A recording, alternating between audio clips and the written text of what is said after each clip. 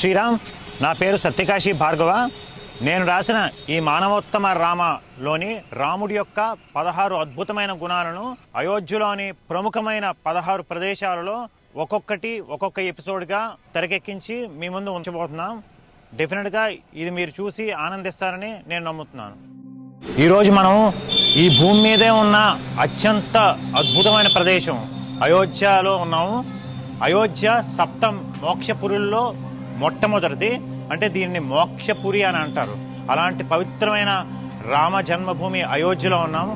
ఇక్కడ ఏంటంటే ప్రతి ఇల్లు ఒక రామాలయమే, ప్రతివాడు రామభక్తుడే. ఇది అషర్ఫీ భవన్. ఇలాంటి భవన్లు ఏంటంటే వాళ్ళ పని ఏంటంటే రామకథ చెప్పడం. వాళ్ళకి రామకథే జీవితం, రామకథ వృత్తి, రామకథే ప్రవృత్తి. ఈ విధంగా అనేక ప్రతి ఇల్లు రామకథ నిలయమే. ఒకసారి అయోధ్యలో ఉన్న ప్రతి ఇల్లుని ఒకసారి చూద్దాం.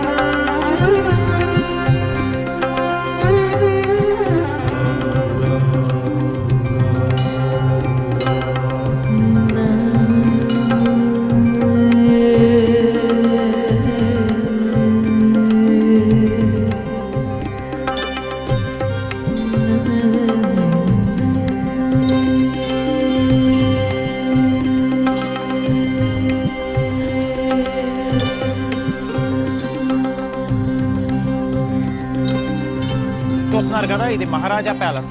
అంటే సూర్యవంశస్థుడైన అయోధ్య మహారాజు గారి ప్యాలెస్ మాట.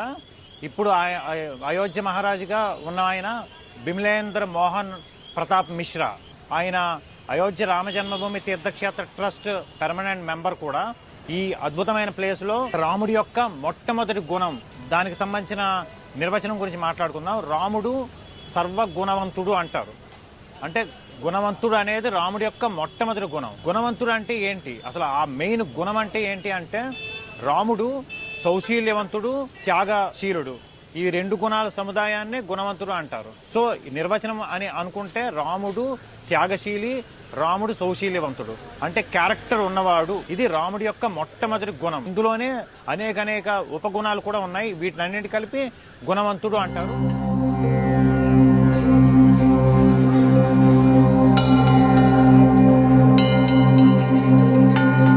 ఇప్పుడు మనం రాముడి యొక్క మొట్టమొదటి గుణం గుణవంతుడు అనే విషయం రాముడిలో ఎప్పుడెప్పుడు ఎక్కడెక్కడ ప్రతిబింబించింది రామాయణం మొత్తం మీద అనేది ఉదాహరణలతో చూద్దాం. ముందుగా చెప్పుకున్నట్టు ఈ గుణవంతుడు అనేది అనేక గుణాల సముదాయం. ఆ గుణాలు ఏంటంటే త్యాగధనుడు, అలాగే సౌశీల్యవంతుడు, అలాగే హితభాషి, మితభాషి, జాలి, కరుణ ఉన్నవాడు. ఇలాంటివన్నీ కలిపి గుణవంతుడు అనే గుణంగా ప్రతిబింబిస్తుంది అన్నమాట. మొట్టమొదటిగా ఇందులో చాలా ఇంపార్టెంట్ అనేది ఈ సౌశీల్యము, త్యాగశీలి అనేది. త్యాగశీలి అనేది రాముడు త్యాగధనుడు అనే దానికి simple example and best example ఏంటంటే దశరథ మహారాజు రాముడిని యువరాజుగా చేద్దాం అనుకున్నాడు. కానీ కైకేయి మాత వరాలు అడిగింది, తిను వనవాసానికి వెళ్ళిపోయాడు. కావాలనుకుంటే రాముడు రాజ్యం యువరాజు పట్టాభిషేకం చేయించుకోగలడు, కానీ ధర్మానికి సత్యానికి కట్టుబడి వెళ్ళిపోయాడు. అంటే మొత్తం తన రాజ్యాన్ని తృణప్రాయంగా వదిలేసి అడవులకు వెళ్ళిపోయాడు. సో ఆ ఒక్క పాయింట్ చాలు రాముడి యొక్క త్యాగశీలత్వానికి పరాకాష్ఠగా చెప్పుకోవచ్చు. ఇంకా సౌశీల్యం అంటే క్యారెక్టర్ అంటే ధర్మము, న్యాయము, నీతి, సత్యము ఇవన్నీ సదా ఆచరించేవాడు ఆటోమేటికలీ సౌశీల్యవంతుడు అని అనిపించుకుంటాడు. రాముడిలో ఇంకా చాలా ఇంపార్టెంట్ గుణం ఏంటంటే కరుణ, దయ. అంటే పేదవాళ్ళ పట్ల దయ కానీ, లేకపోతే మిగతా జంతువుల పట్ల కరుణ. ముందుగా చెప్పుకున్నట్టు అందరినీ ఒకేలాగా చూస్తాడు రాముడు. తన దగ్గర పనిచేసే సేవకుల అవని వాళ్ళని తనతో పాటుగా ఈక్వల్గా ట్రీట్ చేస్తుంటాడు. రాముడు అంత దయాశీలి. అంతేకాదు ఈ వృక్ష సంపద జంతువులు వీటి పట్ల అపారమైన కరుణ ఉన్నవాడు. సో ఇలాంటివన్నీ కలగలిపి రాముడు గుణవంతుడు అని మనం అంటాం. అంతేకాదు రాముడు మితభాషి హితభాషి అంటారు. మితభాషి అంటే తక్కువ మాట్లాడతాడు, అంటే అనవసరమైన విషయాలు, అడ్డమైన విషయాలు, చెడు విషయాలు, ఇంకొకరిని హట్ చేసే విషయాలు ఇలాంటివి ఏం మాట్లాడు. హితభాషి అంటే తను మాట్లాడాడంటే ఏది మాట్లాడినా ఎదుటివారి మంచిని కోరే మాటలే వస్తాయి. సో తను హితభాషి అంటారు. అంతేకాదు పూర్వభాషి అని కూడా అంటారు. పూర్వభాషి అంటే తను బయటికి వెళ్తాడు, ఎదురువాళ్ళు తనకు ఎదురైతే ఎదుటివాడు రాముడిని పలకరించే లోపుగానే తను వాళ్ళని పలకరిస్తాడు.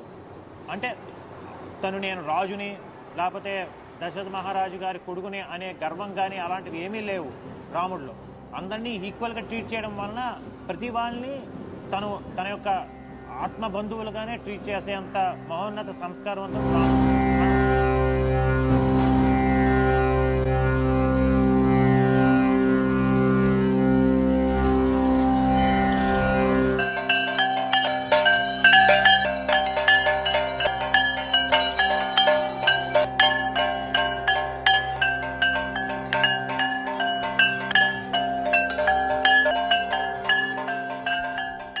జై శ్రీరామ్.